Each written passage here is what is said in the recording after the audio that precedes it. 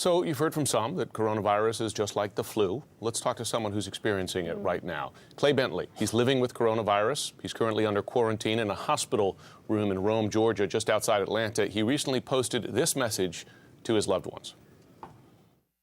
Didn't look good. Didn't look good for a while. And it's been a hard road.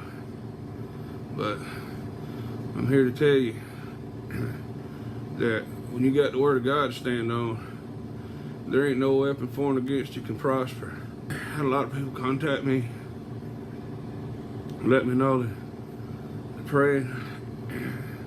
You just don't know what that means.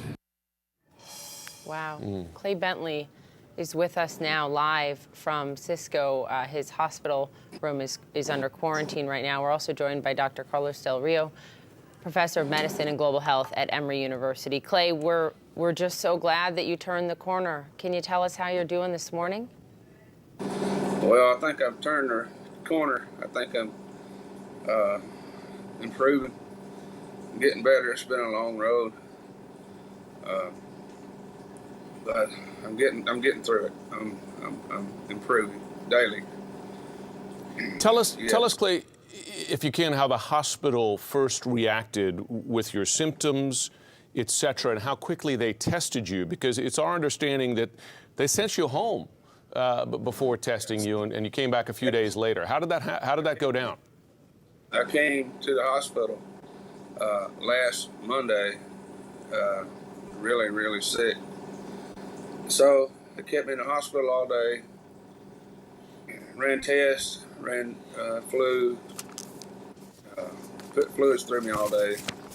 They asked me if I'd been out of the country, if I'd been to China, different places in the world, and I told them no. So they said, well, the flu's coming back negative, so it don't mean you don't have the flu. They're just not 100%, so we're just going to send you home. So they sent me home on Monday.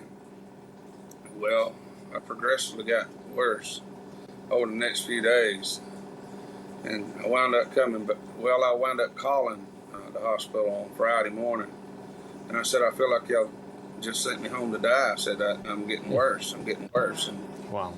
So, they told me to come immediately back to the hospital. So once I got back to the hospital, then they started realizing that I probably have the coronavirus, and they got in touch with the CDC, started doing tests, and it all came back positive.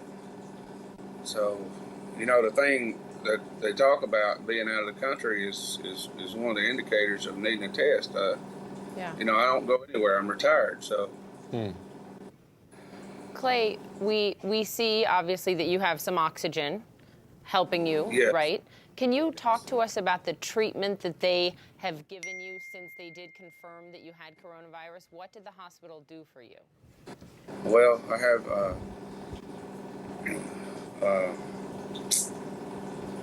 both my lungs I can't think straight. Both my lungs have fluid in my lungs. And so they've been giving me medications for pneumonia. I'm sorry. I got viral pneumonia in both lungs. So they've been giving me fluids for that and giving me antibiotics, just breathing treatments. And, they're just trying all kind of stuff to get me feeling better. So it's starting to come around. But, my message is, I'm a man of God. I'll just tell you, I'm a man of God, and I believe in faith. And if anybody has more reason to be upset or uptight, it should have been me, because I feel like I got this virus. I was at a church singing in a church choir with over 100 people, and this is where I contacted this virus. And I just felt like the enemy was, he wants to take us out.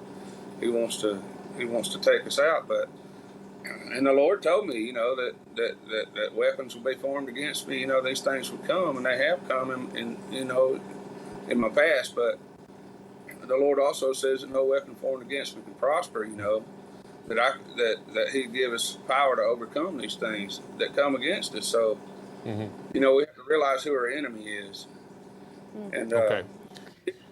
Dr. Del Rio, we have Dr. Del Rio with us here as well. I wonder what this case, and there are many cases like this around the country, tells us about how hospitals are responding to cases like this. So someone like Clay comes in with these symptoms, he's sent home, right? And he has to call him to come back. Are hospitals not yet prepared to identify potential cases here? And do they now have the ability to do so? Are they changing their restrictions, their responses? Do they have the test kits? What can we learn from this? So, good morning, Jim and Poppy. I think we can learn a lot. And first of all, I want to say to Mr. Bentley, wish him he recovers. I think what we have here is a lot of things that we all need to pay attention to. Number one is that hospitals are not ready yet, and they're not ready simply because we have very little access to testing. And I think the lack of access to testing is a major hurdle in addressing this.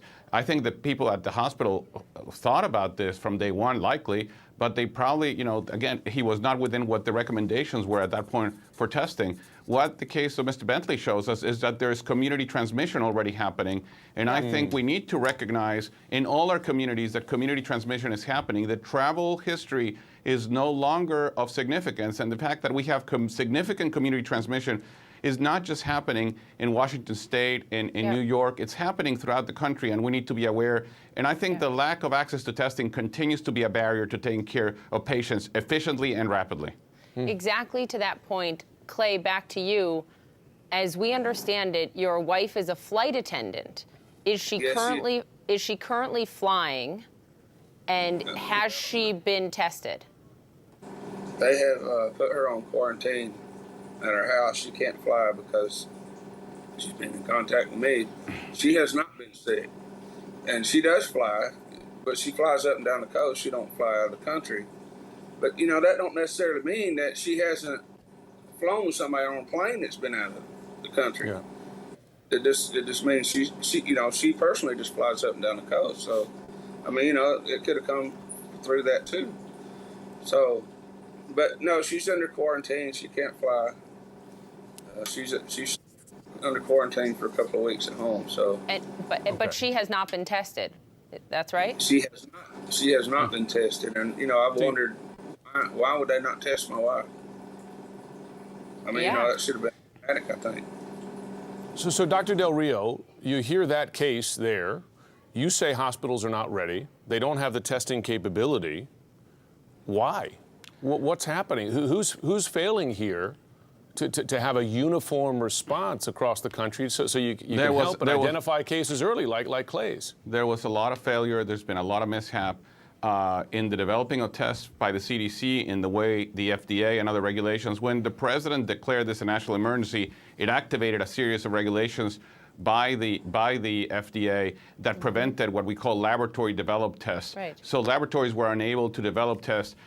Changing that regulation is now moving forward. But again, we are behind the 8 ball, and I think catching up is not going to be easy. We're trying to, but I tell you, the testing capabilities are not where they need to be. Yeah. And even though tests are now being distributed to CDC to all the states are simply not yet ready to test hundreds of people. I can tell you that I know states where the limitation is maybe 50 tests a day. So they still need to limit testing to people who are sick. 50 tests a day. Goodness. I mean, and look, just to Dr. Del Rio's point, the New York Times piece on the doctor in Seattle who a month ago developed a test for this. Was told not to test. And was shut down because it didn't follow the regulations and the guidelines, et cetera, laid out here.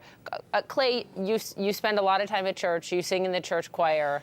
You were singing in the choir with about 100 other people right before you came down with this and went to the hospital? That's right.